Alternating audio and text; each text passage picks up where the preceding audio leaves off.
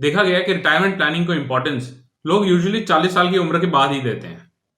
And in most cases या तो individuals को अपनी रिटायरमेंट पोस्टपोन करनी पड़ती है या फिर उन्हें अपने खर्चे कंट्रोल करने पड़ते हैं रिटायरमेंट के बाद। जितने भी सपने देखे होते हैं पैशन फॉलो करने के रिटायरमेंट के बाद, उनसे हाथ धोना पड़ जाता है। असल में रिटायरमेंट की प्लानिंग तो 40 साल की उम्र से बहुत पहले स्टार्ट हो जानी चाहिए। इनफैक्ट जब आप कमाना शुरू करते हैं तभी रिटायरमेंट की प्लानिंग शुरू हो जानी चाहिए। ये प्लान जल्दी स्टार्ट करने से जो लेटर ईयर्स के स्ट्रेस लेवल्स हैं वो काफी कम हो जाते हैं। लेकिन रिटायरमेंट के लिए कितने पैसे चाहिए, ये जानने के लिए बहुत सारे सवालों का जवाब चाहिए होता है। जैसे कि रिटायरमेंट को कितने साल हैं, रिटायरमेंट के बाद कितने सालों के लिए पैसों की जरूरत पड़ेगी, मैं अपने इन्वेस्टमेंट पर रिटर्न कितनी कमा सकता हूं, महंगाई कितनी बढ़ जाएगी, और ऐसे कई सारे सवाल। इन सब में आपकी मदद करने के लिए फाइनेंशियल एक्सपर्ट ट्रेंड होते हैं और हम हमेशा ये रिकमेंड करते हैं कि आपको अपने फाइनेंशियल एडवाइजर से सलाह लेकर ही सारे फाइनेंशियल गोल्स की प्लानिंग करनी चाहिए। आप प्ले स्टोर से हमारा ऐप जेड फंड डाउनलोड कर सकते हैं। इस ऐप की मदद से आप इंडिया के टॉप फाइनेंशियल एक्सपर्ट से सलाह लेकर अपने इन्वेस्टमेंट्स और रिटायरमेंट प्लानिंग कर सकते हैं। हमने ऐप का लिंक नीचे डिस्क्रिप्शन बॉक्स में भी दिया है। मैं हूं गौरव सेठ और आप देख रहे हैं जेड फंड्स। रिटायरमेंट की बात चली रही है तो आज एक रिटायरमेंट फंड की बात करते हैं। एसबीआई म्यूचुअल फंड्स अपने नए fund SBI retirement benefit fund का एनएफओ लेकर आया है।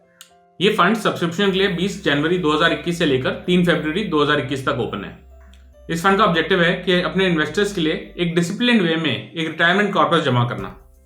आज के वीडियो में हम समझेंगे कि इस फंड की इन्वेस्टमेंट स्ट्रेटेजी क्या है, इस फंड के फीचर्स क्या है, और ये भी बताएंगे कि आपको इस फंड में इन्वेस्ट करना चाहिए या नहीं। तो जरूर इस वीडियो को एंड तक देखें।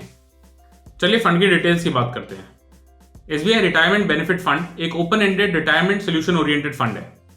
इस फंड में की हुई इन्वेस्टमेंट मिनिमम 5 सालों तक लॉक इन रहेगी, अनलेस आपकी रिटायरमेंट उससे पहले हो जाती है, जिस केस में रिटायरमेंट के वक्त वो लॉक इन खत्म हो जाता है। इस फंड के लिए रिटायरमेंट एज को 65 सालों का माना गया है और इस फंड में सिर्फ वही इंडिविजुअल्स अप्लाई कर सकते हैं जिनकी उम्र 65 सालों से कम की हो। अब देखते हैं कि आपके निवेश किए हुए पैसे ये फंड कहाँ इन्वेस्ट करेगा। इस स्कीम में 4 डिफरेंट प्लान अवेलेबल हैं इन्वेस्टमेंट के लिए, namely aggressive plan, aggressive hybrid plan, conservative hybrid plan और कंजर्वेटिव प्लान। इन चारों प्लान में जो एसेट एलोकेशन है, यानी कि कितना पोर्शन डेट में रखा जाएगा और कितना इक्विटी में, ये अलग अलग है। चलिए एक एक करके इन चारों प्लान के एसेट एलोकेशन को समझते हैं। सबसे पहला प्लान अग्रेसिव प्लान में इक्विटी का प्रोपोर्शन सबसे ज्यादा होगा। इसमें मिनिमम 80% एसेट्स इक्विटीज में इन्वेस्टेड होंगे और ये 100% तक भी हो सकता है। डेट में 0 से 20% यानी बाकी एसेट्स रखे जाएंगे। दूसरे प्लान की बात करें तो इसमें इक्विटी में एलोकेशन 65 से 80% के बीच का रहेगा। बैलेंस अमाउंट को डेट इंस्ट्रूमेंट्स में इन्वेस्ट किया जाएगा। कंजर्वेटिव प्लान में डेट का पोर्शन बढ़ा दिया जाता है। इस प्लान में डेट इंस्ट्रूमेंट्स में 60 से 90% के बीच रखा जाता है और बैलेंस 10 से 40% इक्विटी में इन्वेस्ट किया जाएगा। और लास्ट में यानी कंजर्वेटिव प्लान में अग्रेसिव प्लान का बिल्कुल उल्टा होगा। 80 से 100% के बीच डेट इंस्ट्रूमेंट्स में इन्वेस्ट किया जाएगा और बैलेंस इन्वेस्टमेंट्स इक्विटीज में रहेंगी। इसके अलावा ये फंड सब प्लान्स में छोटा सा हिस्सा गोल्ड ईटीएफ्स, रीट्स या फिर ओवरसीज ईटीएफ्स में भी इन्वेस्ट कर सकता है। तो फिर आप कैसे डिसाइड करेंगे आपके लिए कौन सा प्लान बेस्ट है? इसके लिए आपके पास 2 ऑप्शंस हैं। या तो आप एसबीआई रिटायरमेंट बेनिफिट फंड का जो ऑटो ट्रांसफर प्लान है वो ले सकते हैं। इसमें आपकी एज के अनुसार जो आपके लिए सबसे सूटेबल प्लान है वो ऑटोमेटिकली सिलेक्ट कर लिया जाएगा। जब आपकी एज अगले माइलस्टोन पर पहुंचेगी तो आपकी जो यूनिट्स हैं वो ऑटोमेटिकली स्विच करके जो अगले लोअर रिस्क कैटेगरी है उसमें चला जाएगा। अभी आप इस टेबल में देख सकते हैं कि ये कैसे काम करेगा। अगर आपकी उम्र 40 साल के नीचे की है तो आपके निवेश को अग्रेसिव प्लान में रखा जाएगा। जब आप 40 साल के हो जाते हैं तो ऑटोमेटिकली सारे यूनिट्स अग्रेसिव हाइब्रिड प्लान में स्विच हो जाएंगे।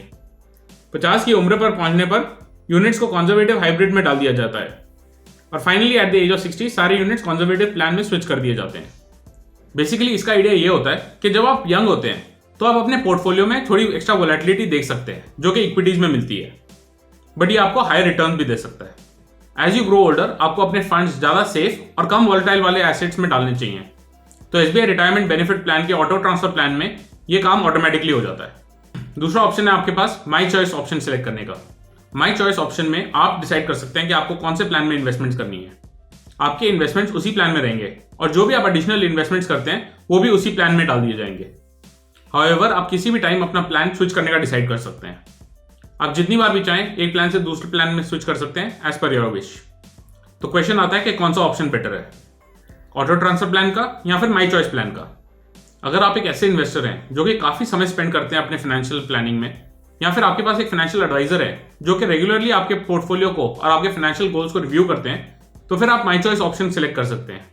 लेकिन अगर आप इन्वेस्टमेंट करने के बाद ज्यादा ध्यान नहीं देना चाहते तो फिर auto transfer plan might be a better option. जैसा मैंने बताया, इस फंड का एनएफओ सब्सक्रिप्शन के लिए 20 जनवरी 2021 से लेकर 3 फरवरी 2021 तक ओपन है। इस फंड में मिनिमम इनिशियल इन्वेस्टमेंट अमाउंट 5,000 रुपए की है। एडिशनल इन्वेस्टमेंट्स आप 1,000 रुपए के साथ भी कर सकते हैं। अगर आप एसआईपी मेथड के थ्रू इन्वेस्ट करना चाहें तो इसमें डिफरेंट ऑप्शंस अवेलेबल हैं।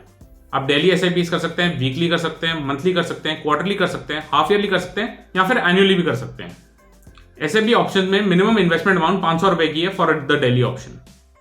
इस फंड में क्योंकि 5 साल का लॉक इन है तो इसमें रिडेम्पशन पर कोई भी एग्जिट लोड्स नहीं है। Also with in the scheme आप चारों प्लान में जब चाहें और जितनी बार चाहें स्विच कर सकते हैं विदाउट एनी एग्जिट लोड्स और पेनल्टीज। इस फंड का एक और एडिशनल फीचर सिप इंश्योर का है। इस फैसिलिटी के थ्रू कोई भी इन्वेस्टर जो कि मिनिमम 1,000 रुपए की इन्वेस्टमेंट कर रहा हो पर मंथ, उसको एक लाइफ इंश्योरेंस कवर भी मिलता है। एसआईपीज कम से कम 3 सालों के लिए रजिस्टर्ड होने चाहिए और इस इंश्योरेंस के लिए इन्वेस्टर की एज पहले इन्वेस्टमेंट के समय 18 ईयर्स और 52 ईयर्स के बीच में होनी चाहिए। लाइफ इंश्योरेंस कवर का अमाउंट कुछ इस तरह है। पहले साल में एसआईपी इंस्टॉलमेंट अमाउंट का 20 टाइम्स, यानी अगर आपकी एसआईपी 10,000 रुपए की है तो 2 लाख रुपए का कवर। दूसरे साल में एसआईपी इंस्टॉलमेंट अमाउंट का 50 टाइम्स, यानी 10,000 रुपए की एसआईपी पर 5 लाख रुपए का कवर। और तीसरे साल से एसआईपी अमाउंट का 100 टाइम्स कवर मिलता है, यानी 10,000 की एसआईपी पर 10 लाख रुपए का कवर। लेकिन इस इंश्योरेंस कवर का मैक्सिमम लिमिट 50 लाख रुपए का है। ऑल्सो ये इंश्योरेंस कवर तब तक ही मिलती है जब तक इन्वेस्टर की एज 55 साल की नहीं हो जाती। 55 की एज के बाद डेथ होने पर नॉमिनी को कोई भी बेनिफिट नहीं मिलता। तो अब क्वेश्चन ये आता है कि क्या आपको इस फंड में इन्वेस्ट करना चाहिए? वेल, रिटायरमेंट एक बहुत ही इंपॉर्टेंट फाइनेंशियल गोल है। ये फंड जो 4 प्लान्स के बीच में इजी स्विच का ऑप्शन देता है, ये एक बहुत ही इंटरेस्टिंग और अच्छा फीचर है। ऑल्सो सिप इंश्योरेंस का एडिशनल फीचर इस फंड को और भी अट्रैक्टिव बना देता है। The only real disadvantage is the lock in period.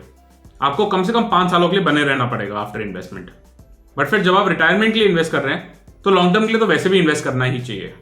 ये डिसएडवांटेज एक डिसिप्लिन मेथड ऑफ इन्वेस्टमेंट का भी तरीका बन सकता है। सो ऑल इन ऑल ये फंड एक अच्छा ऑप्शन है कंसिडर करने के लिए। हाउएवर हमारी रिकमेंडेशन हमेशा ये रहती है कि इस फंड में या किसी भी फाइनेंशियल प्रोडक्ट में इन्वेस्ट करने से पहले अपने फाइनेंशियल एडवाइजर या म्यूचुअल फंड डिस्ट्रीब्यूटर से उस प्रोडक्ट की सूटेबिलिटी अपने पोर्टफोलियो के लिए जरूर समझ लें और उसके बाद ही इन्वेस्ट करें। अगर आपको ये वीडियो इन्फॉर्मेटिव लगी तो थम्स अप बटन को क्लिक करना ना भूलें और हमारे चैनल को जरूर सब्सक्राइब करें। अगर आपके कोई भी कमेंट्स या क्वेश्चंस हो, नीचे दिए कमेंट सेक्शन में या फिर हमारी वेबसाइट zfunds.in पर लिखें। Thank you for watching Z Funds।